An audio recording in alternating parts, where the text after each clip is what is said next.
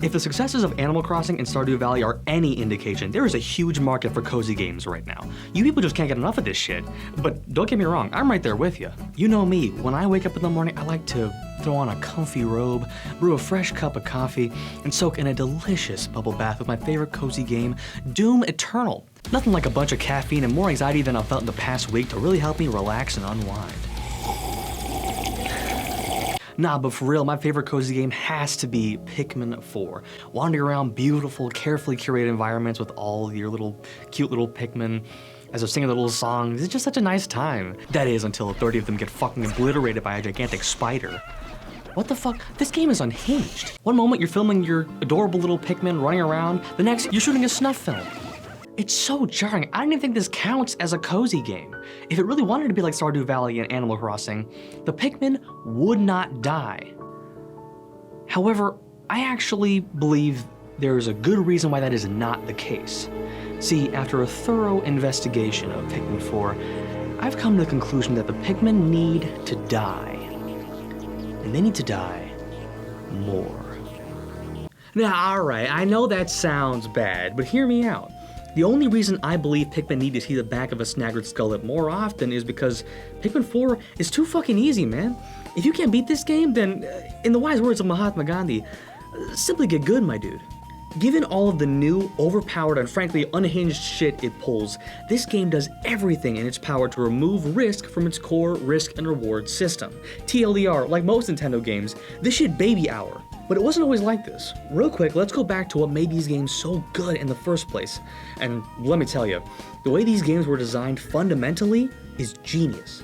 Aye, it's Pikmin 1. You're this little guy. You've crash landed on an alien planet. The oh fuck meter is going off. But then you find the Pikmin and you can finally start to do something about your situation.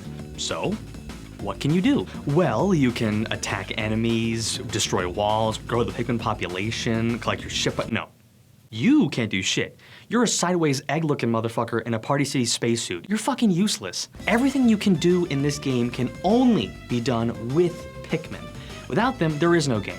And yeah, I know what you're gonna say. No shit, wise guy. It's the name of the fucking series. They even make plushes out of them shits. And yes, I get it, you're right. But it's important to point out that because you can't do anything without them, they're inherently connected with the progression of the game. Bottom line, the fewer Pikmin you have, the less you are able to do. So, the threat of losing Pikmin forces players to navigate the world and complete tasks carefully. The challenge is to do what you gotta do without losing Pikmin. This is Pikmin's core risk and reward system. If you want to recover your ship parts, tear down walls, or use Pikmin as suicide bombers, what the fuck? Oh my god! Yo, that has to be instant PTSD. These Pikmin need therapy so fast. Anyway, if you want to do any of those things, especially the last one, you have to put the lives of your Pikmin on the line. If you want to get a reward, you have to take a risk. However, and some of you may have already realized this, if you can just make more Pikmin, where's the risk? Hey Louie, listen, you lose 5 trying to kill a bulb, you gain 5 just harvesting the damn thing's corpse. Bada bing, bada boom. There's no more problem, alright? Tell your ma there's no more problem. What? She's saying there's still a problem. Yes, your ma is right, and that's because of a psychological concept known as loss aversion. It's a cognitive bias in humans, and it states that losing something incites a stronger negative reaction than gaining something of equivalent value incites a positive one. So, in combination with the emotional pain you feel when you watch an adorable Pikmin get fucking curb stomped by this fat fuck of a frog, the end result is a system where losing your Pikmin always feels worse than getting them back. This is the genius I was talking about. The developers knew they couldn't just remove the ability to make more Pikmin in order to make up for the lack of real risk, because eventually, the Pikmin would simply cease to exist. Watching these little creatures die is hard enough as it is. I don't need extinction on my conscience. So instead of eliminating Pikmin reproduction, they leveraged psychology to create risk. The pain you feel when Pikmin die emotionally or as a result of loss aversion is the risk. They had their cake and eat it too. It's brilliant. Now, why did I just say all of that? Because I'm a fucking loser. And also because if the challenge is to do what you gotta do without losing Pikmin, then the more Pikmin die, the harder the game gets. Which is the opposite of Pikmin 4, aka this shit is too fucking easy.com. Check out our cool landing page. We got all sorts of things like the rewind time mechanic and the new Pikmin types and Oatchi, and that's it. Yeah, you would assume with difficulty-related issues like the ones in this game, the problem would be something like how much damage enemies do or how much health they have. But in reality, these mechanics are the biggest reasons for why Pikmin don't die nearly as often in Pikmin 4 as they did in previous games. Let's start with Oatchi, because no one can deny, this dog is a card-carrying member of the Good Boys Club. You can tell just by looking at his face. See, if you look closely, you'll notice that he's goddamn delightful and a national treasure, which is actually the problem. He's too good of a boy. At the beginning of the game, he's just a cute little rescue pup, but once you start training him, he very quickly turns into an adult dog and becomes the #1 Pikmin public transportation service. All they gotta do is jump on him and take a ride. He's like the New York City subway. He's got the speed, the smell of piss, the comfortable seating, the smell of piss, the easy entry and exit, the loud and clear PA system, and, I should mention, the smell of piss. But it's worth it because it's safer. Let's put this side by side with the Pikmin squad from a previous game. Clearly they look pretty distinct, but the important thing to note here is the difference in surface area. Smaller targets are harder to hit, so when you're running around with a huge, slow group of Bulborb Dinner, you best believe it's gonna be a hell of a lot harder to avoid becoming Bulborb Dinner. And that was a key aspect of the challenge and strategy in previous games. For example, in Pikmin 2, there's a cave called the Submerged Castle, home to the most feared creature in all of Pikmin. Their name alone strikes fear to the heart of every 8-year-old kid whose parents thought it'd be a good idea to get this E-rated game for their soon-to-not-be innocent child. They call it the Water Wraith, or as it's now known, the non-existent entity. It's an invincible humanoid creature that uses 2 massive rollers to crush Pikmin. Basically, if you lose a Pikmin in any of these hallways, it's safe to say you will never see them ever again. So the whole strategy is to know where all of your Pikmin are at all times and to stick together, which is not as easy as it may seem because Pikmin very often trip, get stuck on walls, grab onto shit you don't even need, and run around in strange directions just to get back to the group. Imagine trying to wrangle all these dipshits together while running away from an interdimensional genocidal maniac you can barely see because it's so fucking dark. Jesus Christ, these guys need so much therapy. Obviously, I'm not saying that the bad Pikmin AI in Pikmin 2 equates to good game design, because I'm not a fucking masochist. You think I want to do this shit again? Hell no! I welcome with open arms the fact that Pikmin 4 has the best Pikmin AI in the series. But with Oatchi, you don't even have to worry about individual Pikmin. Most of the time, they can just be on Oatchi's back, and the rest of the time, like when the Water Wraith is coming at them and they're carrying something, you can just call them back to Oatchi and run away. Hell, this fucking dog could take a leisurely stroll and still maintain a safe distance. That's how much of a comedic joke this guy is in Pikmin 4. In the past, when you traversed the carefully designed levels in a Pikmin game, you weren't just moving, you were leading a group. And how you led that group mattered because Pikmin could die if you led them the wrong way. The risk of losing Pikmin was higher because traversal was a part of the challenge. Now, most of the challenge just happens when you're actually fighting enemies, but even then, that's not true nearly as often as it should be. Let's say you have a bunch of Pikmin taking a ride with Oatchi. If you charge at an enemy, Oatchi turns into the QT Nintendo equivalent of a drone strike. He fucking races at them at top speed, explodes on impact, and releases an army of shrapnel in the form of Pikmin Hellfire, which results in an incredible amount of damage. And as if that wasn't already overpowered, later in the game, if you upgrade that charge move, the initial impact also stuns the enemy, which is basically a death sentence. But if we're talking about freezing enemies, step aside, Oatchi, because you got nothing on this next group. These guys are the baddest motherfuckers on PNF 404. You do not fuck with the Ice Pikmin. These dudes bring a whole new meaning to the phrase ice in my veins because they literally have ice in their veins. You get enough of these guys on any enemy and they will freeze them very quickly. And once frozen, enemies will stay that way for 6 full seconds. If you don't understand how fucking brutal that is, think about it this way. If you're an enemy, your only defense against Pikmin that are already clobbering you is to shake them off and try to kill as many of them as possible before they hit you again. So if you can't move, then it's time to accept your fate. I'm sorry, but that's it. It's on site. Iced, whacked, thrown in the lake. My name is Tony. This is a fucking mafia. We wear bowler hats, we eat spaghetti, and you can call these games New York City because there's piss everywhere. Yeah, no, I'm good. Yeah.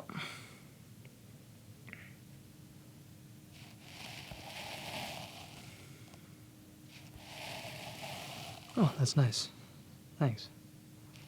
Listen, basically, if you get ice, you are completely defenseless. And while the Ice Pikmin have, by far, the most prevalent instance of this power in the game, there's one more group that has it. The Glow Pikmin, who are only usable during night missions and in caves, have their own stun ability, similar to Oatchi's advanced charge move called the Glow Mob. See, it's like a flash mob, but instead of dancing in front of you, they paralyze your entire body and beat the living shit out of you. Their stun lasts just about as long as the Ice Pikmin's freeze, but regardless, with these new mechanics, you barely lose any Pikmin because enemies simply can't fight back. And even if you do lose Pikmin, it doesn't matter at all because in Pikmin 4, there's a mechanic called Rewind Time, and it fucking blows. It doesn't let you go to any previous days like in Pikmin 3, but it more than makes up for that. Not only can you go back to the beginning of a day, the beginning of a sublevel, or right after you exit any cave, you can effectively go back to any point in time. Every few minutes, the game saves and adds that save to the list of times you can revert to. Okay, what's the big deal? I'll tell you what's the big deal.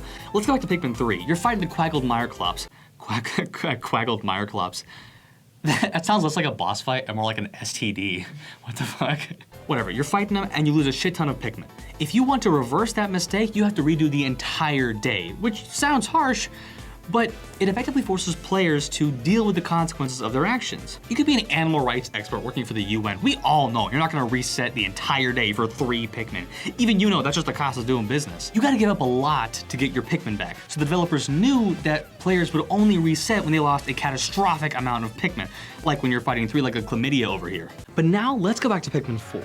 If you can go back in time just 1 or 2 minutes, you're not gonna lose that much progress. Even if you want to save just a single Pikmin, you can do that without worrying about having to redo all of what you've accomplished. Basically, saving lost Pikmin costs virtually nothing. If you still don't understand what the big deal is, first of all, your brain is as smooth as Wario's moves. And second of all, the big fucking deal is that Pikmin deaths are no longer a risk. If you can just Dormammu, I've come to bargain this shit, then why be careful about anything? Just start tossing Pikmin at enemies with reckless abandon. Who gives a fuck if they die? I can just bring them back and make them do it all over again. What the hell makes you think death excuses you from service to the Pikmin army? This mechanic is so generous, the devs could take that shit out of their taxes as a charitable donation. Honestly, it isn't even as big of a deal as Oatchi or the Ice Pikmin. No matter how easy it is to do, most people aren't going to reset over a few Pikmin deaths. But it's still very important. It's the biggest sign that the developers intentionally sought to eliminate risk, because if the players actually wielded the power that this mechanic bestows upon them, it would destroy all of the risk in the game. Now, look, I know I've been remarkably critical of this game, and I know that this is gonna be hard to believe after everything I've just said, but I actually love this game. It's great, it's one of the best games of 2023, and many of the arguments I used against it can be used in defense of it. I mean, like I said earlier, Oatchi's the best. Just look at him. He's a certified good boy. If you don't like him, you're a cat person, and if you're a cat person, have fun dying alone. Anyway, my point is, while I think Pikmin 4 is amazing, I also think that as a result of Oatchi's strength and surface area, the Ice and Glow Pikmin's overpowered stun moves, and the unreasonably liberal rewind time mechanic, the game completely undermines its core risk and reward system by dramatically minimizing Pikmin deaths, thereby reducing the challenge and making the game too easy. And that is why the Pikmin must die. Not just one, not just 2, but many, many more. It's too boring if only a few of them die. What's the point if they're not dropping like flies? Unless I see dozens upon dozens fall in battle, I'm not watching a good game. I'm watching a child's plaything. They must suffer for our entertainment. So, how did that make you feel? It made me feel like people don't really care about us. They don't know what we have to go through day in and day out. Right, of course. Yeah, well, I think it would help you get some of this off of your chest if you told me about some of the things that you've been dealing with. Okay? Yeah, okay. Sure. There was this one time where we had to leave someone behind. It was Jerry. He had gotten lost somewhere far from the onion. We tried to find him, but it was too late. It was almost sunset and I had to leave. And he was eaten. We don't know exactly who did it, but we think it was a Bulborb. Right, of course. Hey, this is good. You're getting it all out there, and if you're okay with it, I think we should continue. Okay. Okay. There was this other time when we were walking through a pond, and none of us had realized that we had just entered Wollywog territory. Good God. Yellow or albino? Albino. Oh no. We were ambushed. I was the lucky one. I watched as all my friends got flattened by its wide ass. Right, of course. Must have been tough. Yeah. I haven't been the same since. I can't drink nectar. I can't sleep in the onion. I'm tripping all the time. What's wrong with me? Oh, nothing. This is pretty normal for most Pikmin. Yeah, it's really your boss that is the problem. They seem to have early onset skill issue. Just tell them to take a couple of these every day.